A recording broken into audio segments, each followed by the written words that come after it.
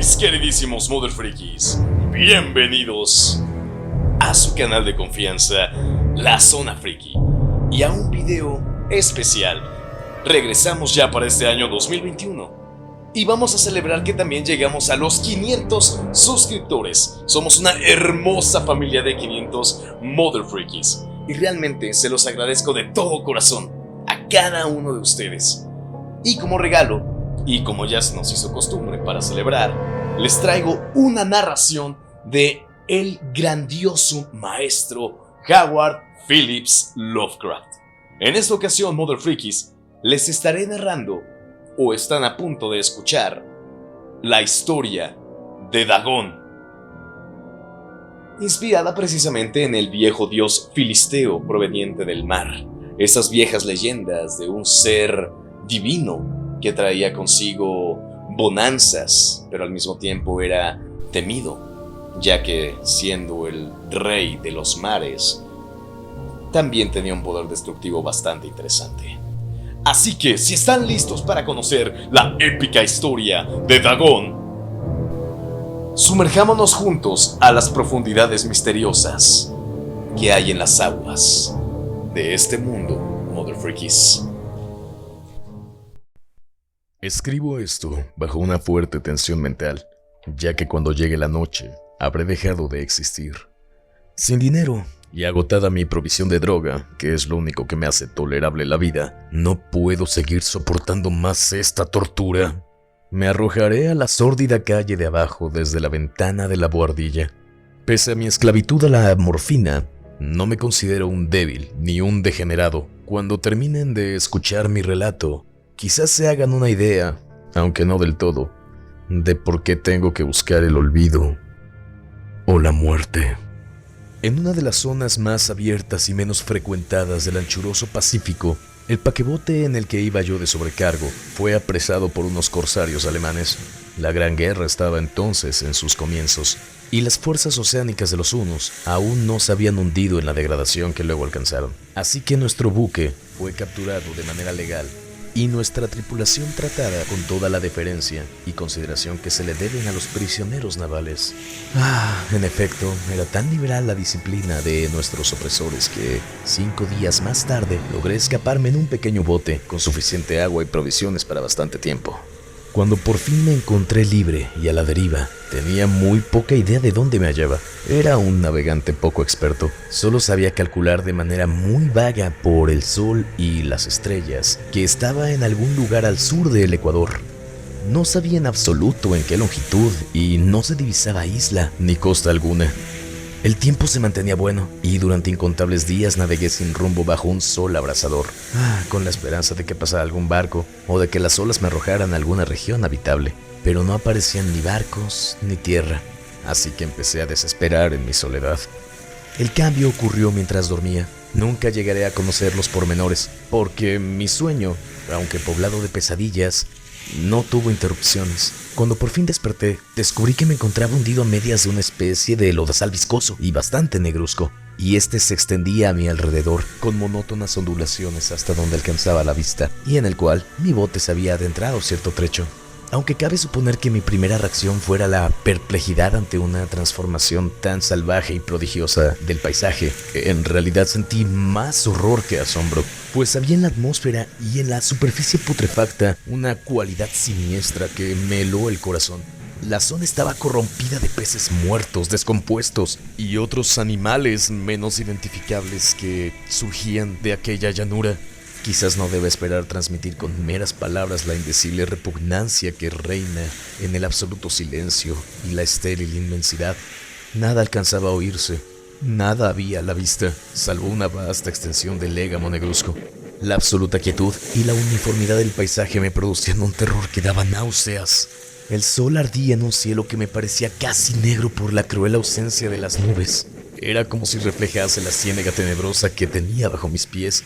Al meterme en el bote encallado, me di cuenta de que solamente había una forma de explicar mi situación. Seguro me vi envuelto en una conmoción volcánica. El fondo del océano había emergido a la superficie, sacando a la luz regiones que habían estado ocultas durante millones de años bajo insondables profundidades de agua. Tan grande era la extensión de esta nueva tierra emergida debajo de mí, que no lograba percibir el más leve rumor de oleaje, por mucho que aguzaba el oído.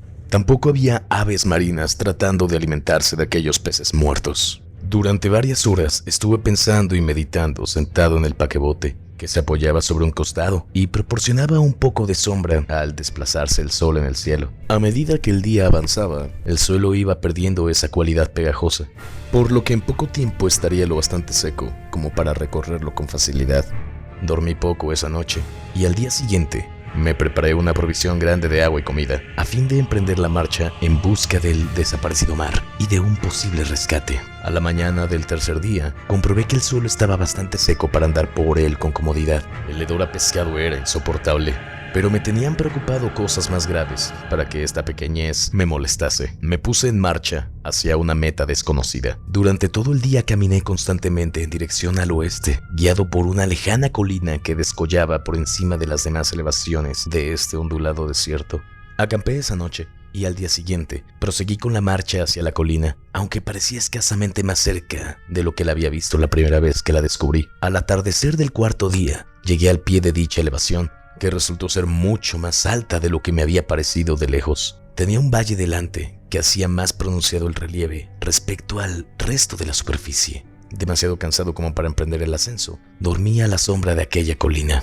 No sé por qué mis sueños fueron extravagantes esa noche, pero antes de que la luna menguante, fantásticamente gibosa, hubiese subido muy alto por el este de la llanura, me desperté cubierto de sudor frío, decidido a no dormir más. Las visiones que había tenido eran excesivas para soportarlas otra vez. A la luz de la luna, comprendí lo imprudente que había sido al viajar de día sin el sol abrasador. La marcha me habría resultado menos fatigosa. De hecho, me sentí de nuevo lo bastante fuerte como para acometer el ascenso que por la tarde no había sido capaz de emprender. Recogí mis cosas e inicié la subida a la cresta de la elevación. Ya he dicho que la ininterrumpida monotonía de la ondulada llanura era fuente de un vago horror para mí, pero creo que mi horror aumentó cuando llegué a lo alto del monte y vi, al otro lado, una inmensa cima o cañón, cuya oscura concavidad aún no era iluminada por la luna. Me pareció que me encontraba al borde del mundo, eructando desde el mismo canto hacia un caos insondable de noche eterna. En mi terror se mezclaban varios recuerdos del paraíso perdido y la espantosa ascensión de Satanás a través de remotas regiones de tinieblas. Al elevarse más la luna en el cielo, empecé a observar que las laderas del valle no eran completamente perpendiculares como había imaginado. La roca formaba cornisas y salientes pronunciadas que daban relativamente apoyo cómodo para descansar. Y a partir de unos cuantos centenares de pies, el declive se hacía más gradual, movido por un impulso que no me es posible analizar con precisión. Bajé trabajosamente por las rocas hasta el declive más suave, sin dejar de mirar en las profundidades estigias, donde aún no había penetrado la luz. De repente, me llamó la atención un objeto singular que había en la ladera opuesta, el cual se erguía inniesto como a un centenar de yardas donde estaba yo. Objeto que brilló con un resplandor blanquecino al recibir los primeros rayos de la luna ascendente. No tardé en comprobar que era tan solo una piedra gigantesca, pero tuve la clara impresión de que por su posición y su contorno no era enteramente obra de la naturaleza. Un examen más detenido me llenó de sensaciones imposibles de expresar, pues pese a su enorme magnitud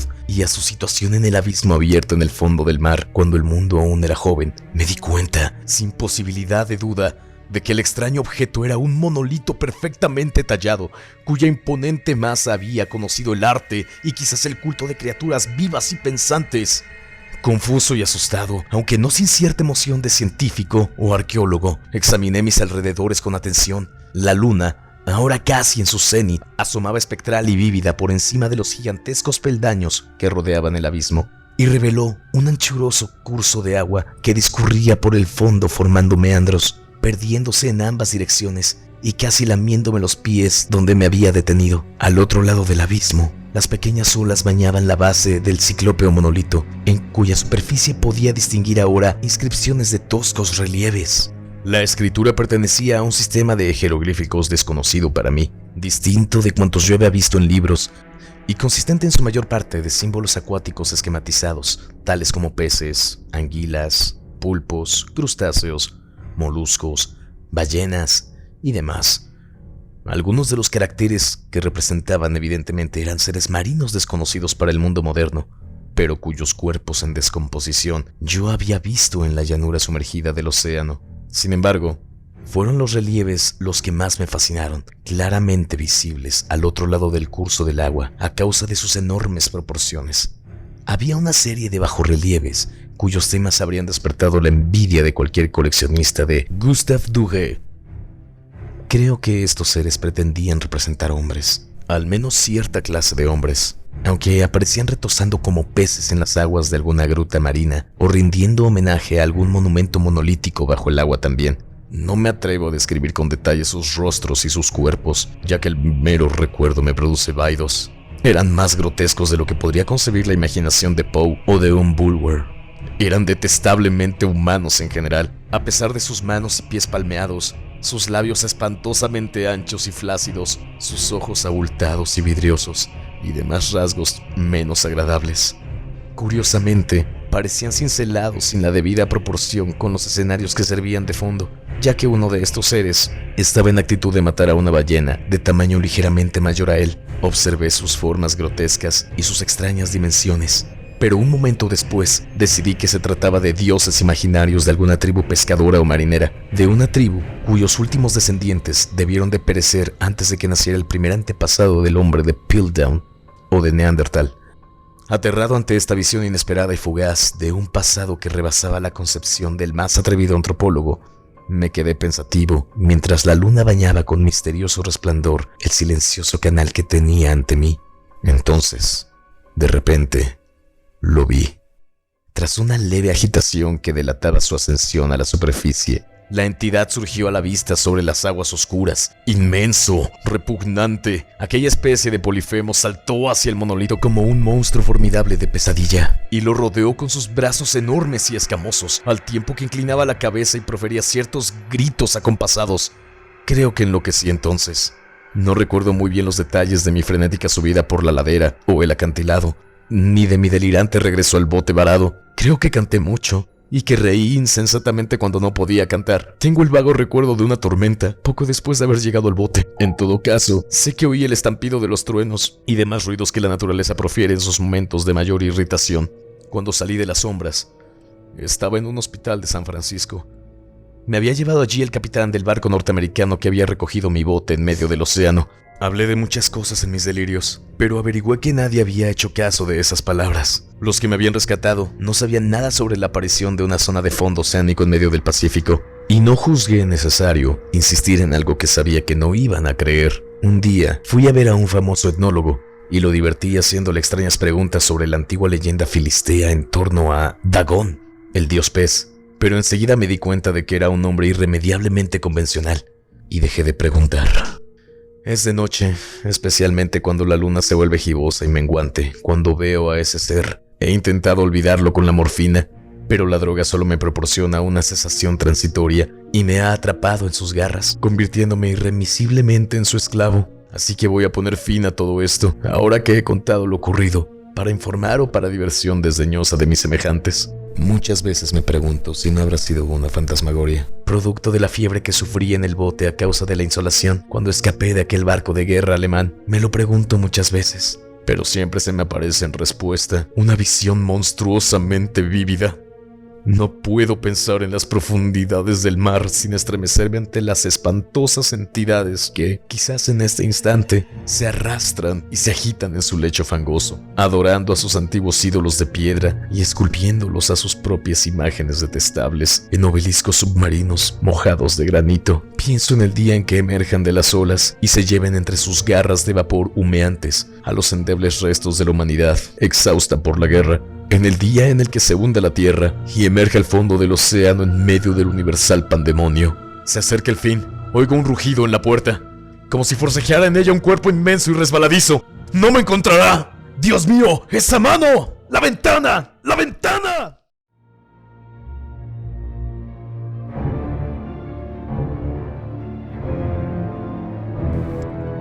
nuestro siguiente youtuber, Luisito Rey. Más tarde, Cinnamon Toast Ken. Al finalizar, VM Gran Abismo. Esto es YouTube.